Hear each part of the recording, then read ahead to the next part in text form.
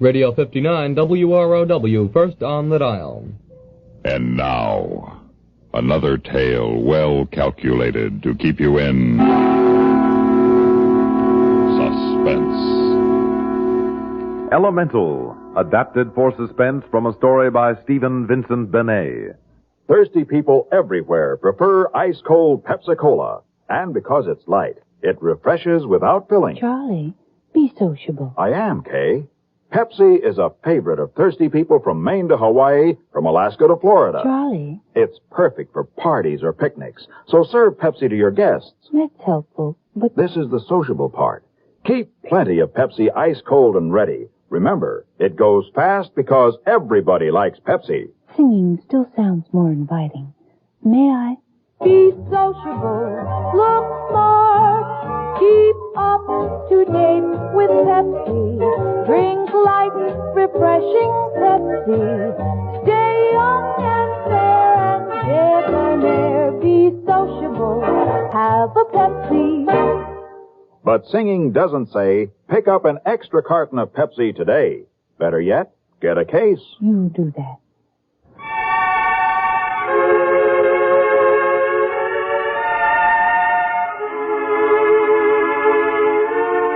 A young man, an assistant in history at Harvard University, sits across from his host at a little dinner for two in a big, ugly residence on Madison Avenue.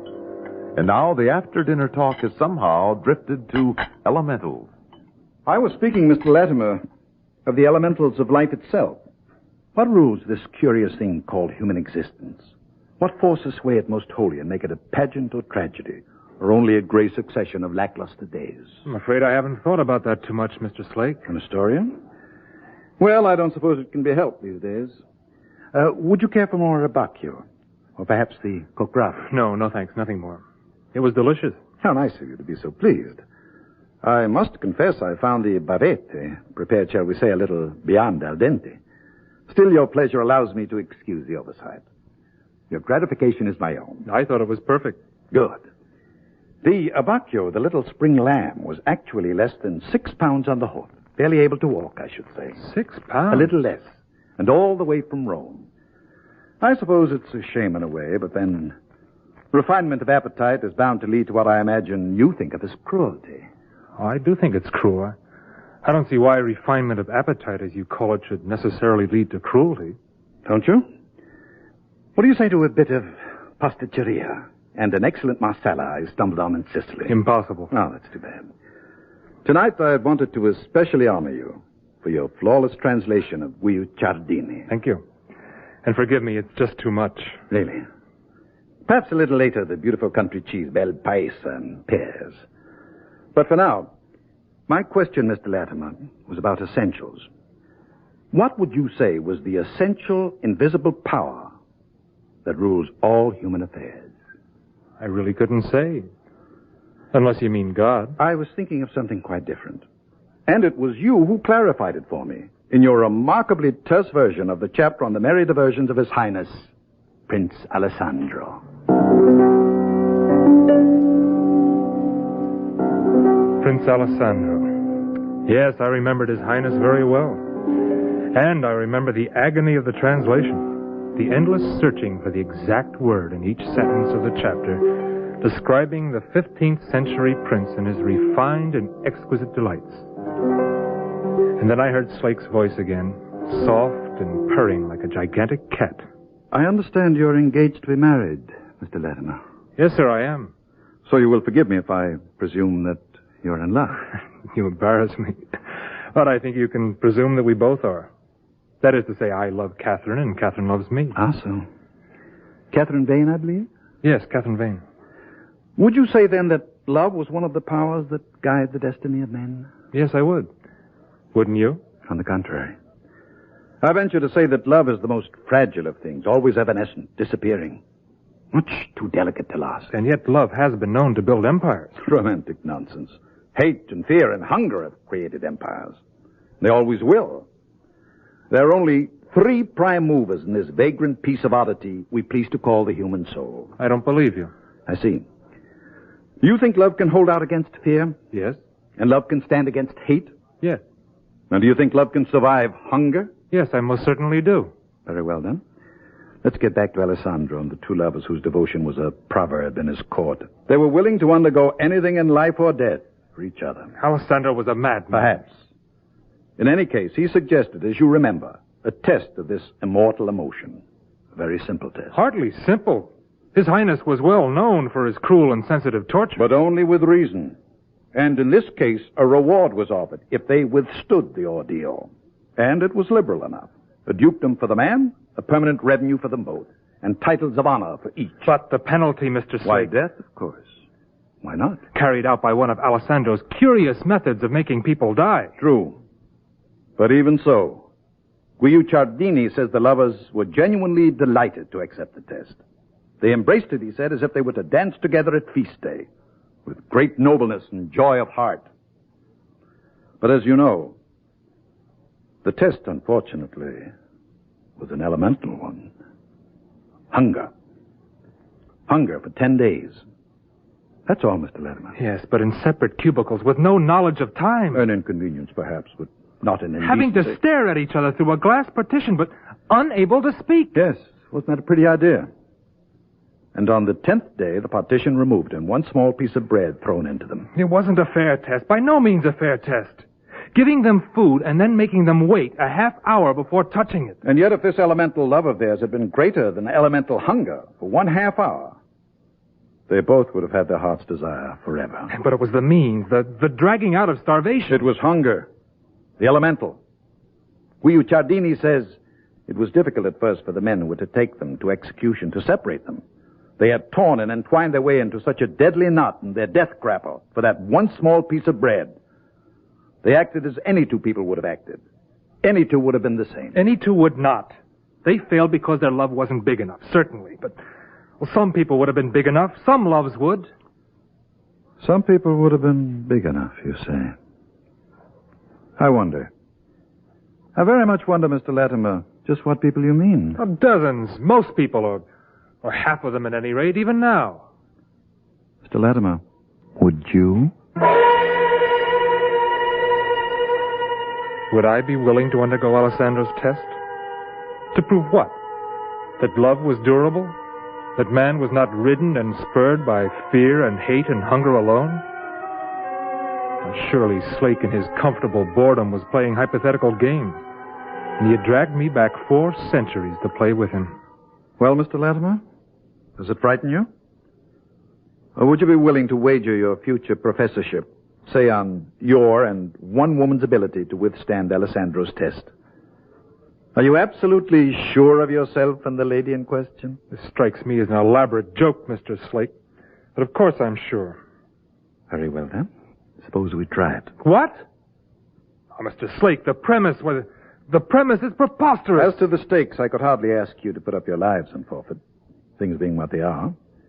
But a written promise from you that you would give up your present career forever and enter any business I wished you to, at a salary entirely at my discretion. That would be quite sufficient in case either one of you failed. You can't be serious, Mr. Slake. The idea would be fantastic if it weren't so insolent. Should the test be withstood successfully, and I should not require more than 20 minutes' duration for the final bread to stay in your common cubicle, a check for $20,000 to be delivered to you the same day. $20,000. It meant that Catherine and I could marry at once instead of waiting another year. It meant leisure for research. It meant a home and children. It meant security. Everything that Catherine and I wanted most in life. But the conditions were so unreal, so lost in antiquity, that I could only feel as though I were caught in a silken net and unable to get out. Well, Mr. Latimer, I offer. And I refuse. It's idiotic. Idiotic? Will you remember it that way when you're poor and at your wit's end? Or will you remember that you might have had $20,000 for the asking in exchange for a little courage? I don't know. But I'll be frank with you, Mr. Slake. If you'd made your incredible offer to me alone, I'd have jumped at it. But as it is... Of course, the young lady. Miss Vane would be unable to bear it. What are you doing? Nothing, Mr. Latimer, nothing. Merely a notation. You see, I have a whim, since you are so obdurate. I should like very much to find out what Miss Catherine Vane will say to this trifling experiment of mine.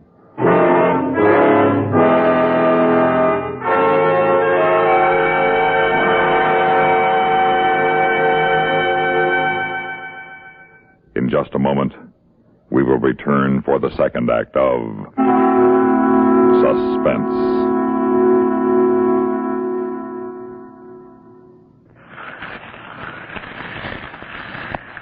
You know, folks, a good, thick, barbecued steak on your table is the finest compliment you can pay your guests. That's why when you've got the best meat there is, it's important to get the best flavor out of it. May I recommend using French's Worcestershire in your barbecue sauce? You see, French's Worcestershire has 15 different spices and other ingredients blended into it. Not 2 or 3 measly old things, but 15. This French's Worcestershire recipe of spices and other ingredients, when added to your own hot or sweet barbecue sauce, brings out every last bit of the wonderful, juicy flavor in food, where you can barely keep your mouth from watering. See the difference French's Worcestershire makes in your barbecue sauce. Send for this special offer. Get 12 delicious new barbecue sauce recipes. Just write Barbecue Book, Box 56, that's Box 56, Rochester, New York.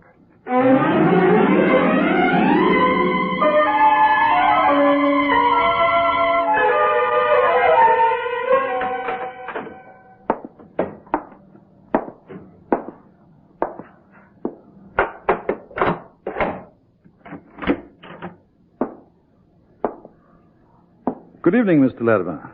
Good evening, Mr. Slake. Everything perfectly all right, Mr. Latimer? Everything entirely satisfactory. Well, charming. You're admirable guests, Mr. Latimer, you and Miss Vane. I really wished for you at dinner tonight. The bisque had a trifle too much whipped cream in it, but the fish was perfection. Brodetta, you know. An ancient Spartan preparation. Stop it. Oh, did you? I forgot. My apologies. And by the way, I trust you understand the inconvenience of no soap or toothpaste. Cleansing, to be sure, but also edible. I am sorry. I have no complaints. No complaints. Very well, then. Good night.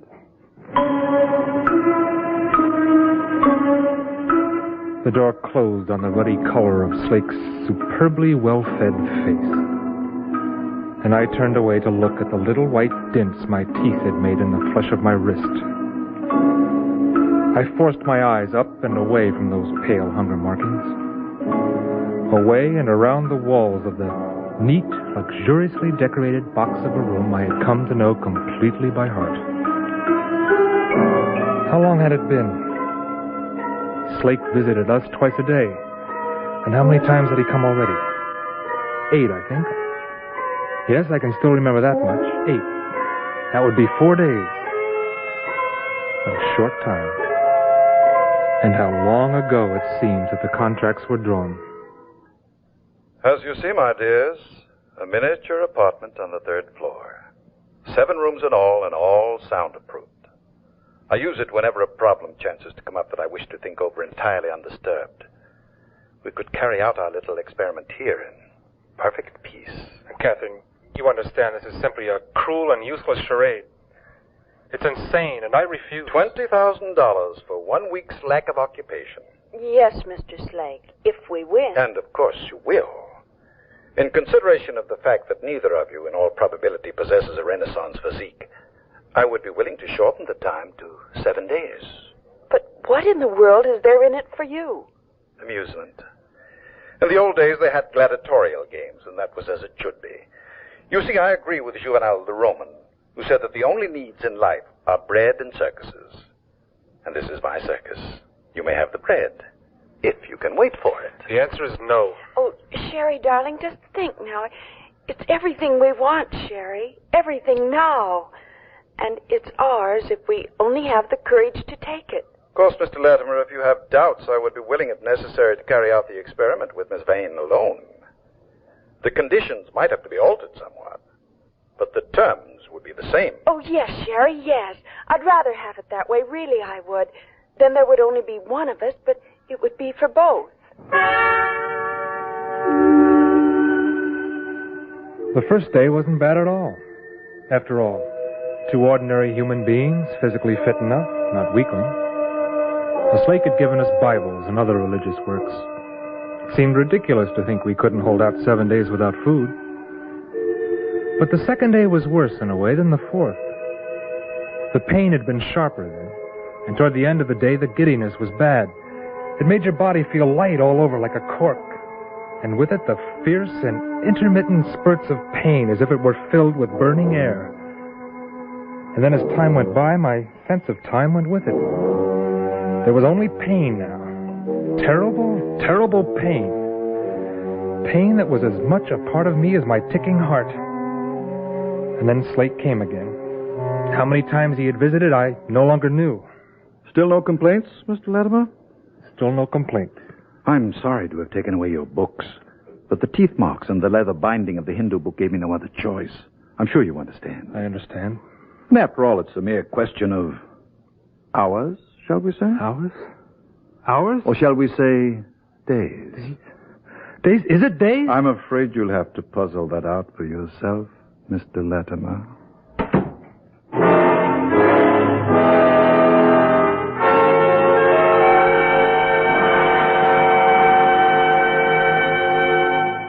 In just a moment, we will return for the concluding act of Suspense. Munch, munch, munch a bunch of Fritos. Corn chips, it's not polite to smack your lips, but you can't help it with Fritos corn chips. Munch, munch, munch a bunch of Fritos. Corn chips. That's right, Fritos corn chips. So crisp and light, there's contentment in every munch. Serve them at outdoor parties, as snacks, or with dips. Fritos corn chips are so good with cold drinks, everyone will want to munch a bunch. Fritos have a flavor no other kind of chip can match. Munch, munch, munch a bunch of Fritos corn chips. Fritos are golden chips of corn just made to munch. Keep Fritos corn chips on hand for the perfect warm weather between meal treat. Serve them with sandwiches, salads. Fritos corn chips are full of good, crisp, refreshing flavor. Fritos, Fritos corn chips. Munch, munch, munch a bunch of Fritos corn chips.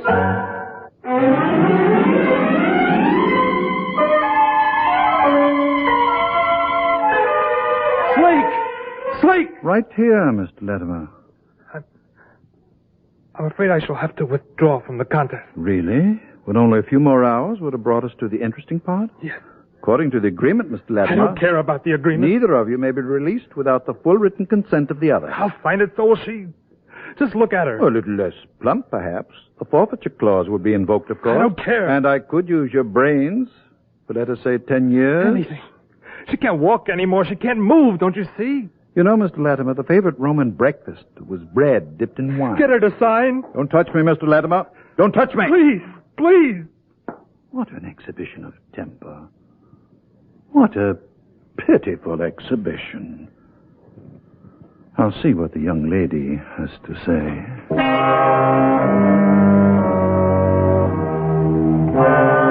I remember that Slate came back and said that Catherine had refused to sign. But I don't remember being carried down the corridor and placed in the other cubicle. I remember only colors that streaked before my eyes like blots of livid light. Piercing colors of sunset orange and scarlet and bright green. Reeling dreams like the patterns a madman draws in the air. And at the end of it, a collapse into broken piece. A piece so complete that I thought I had died. But turning on my couch, I saw another figure in the room. And between our two couches, there was something on the floor. Something solid and white. A piece of bread. And now the figure on the other couch stirred. Its great eyes stared at the bread. The thing on the other couch had seen the food, too, and wanted it as bitterly as I wanted it. But I was careful. I put my hand slowly in front of me like the paws of a cat and carefully slid to the floor. I waited on all fours for a moment, waiting to see what that woman would do. But she didn't get down from the couch to fight me for the food. She wasn't able. She could only lie there and stare at it with hopeless eyes. Who was that strange, gaunt woman who didn't move to take the bread from me? I reached out slowly, very slowly, and I touched the bread. Its surface was rough and pleasant, exquisite. Good bread, and it was mine. In a minute, I'd feel that first sweet taste of it on my tongue. But there was something wrong, and I couldn't think of what it was. And so I brought the bread carefully to my mouth. Not a crumb would be lost.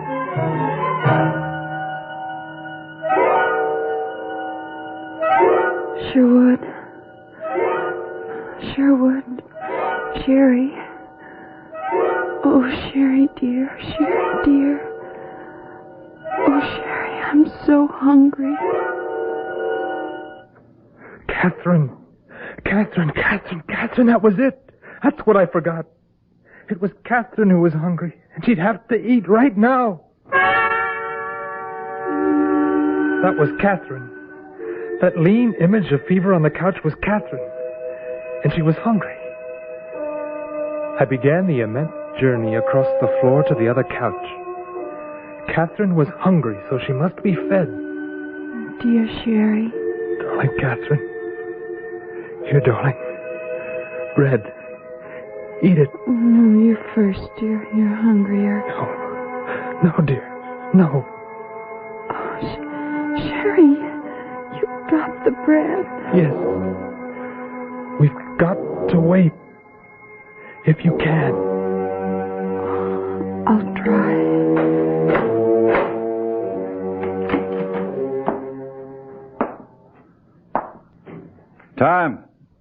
Time. All over.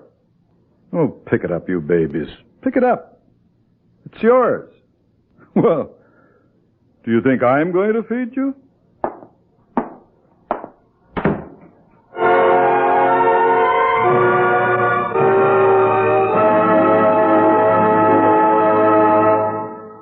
Suspense. You've been listening to Elemental, adapted for suspense from a story by Stephen Vincent Benet. In a moment, the names of our players and a word about next week's story of Suspense. Hi, this is Dennis James. Say, remember way back when this melody was popular?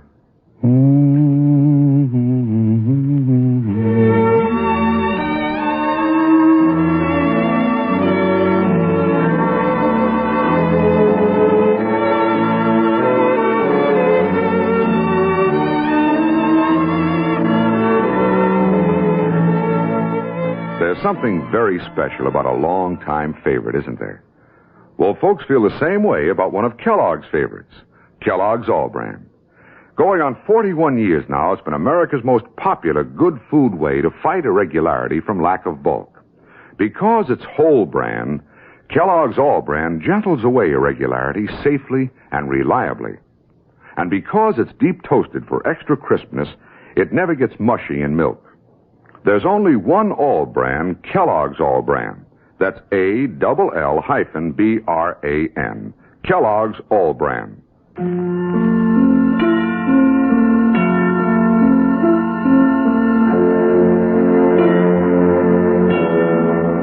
Heard in tonight's story were Phil Meader as Latimer, Santos Ortega as Slake, and Ellen McRae as Catherine. Listen again next week when we return with 60 Grand Missing by Robert Arthur, another tale well calculated to keep you in Suspense. You've been listening to the OTR Gold Network. Find more classic radio at otrgold.com.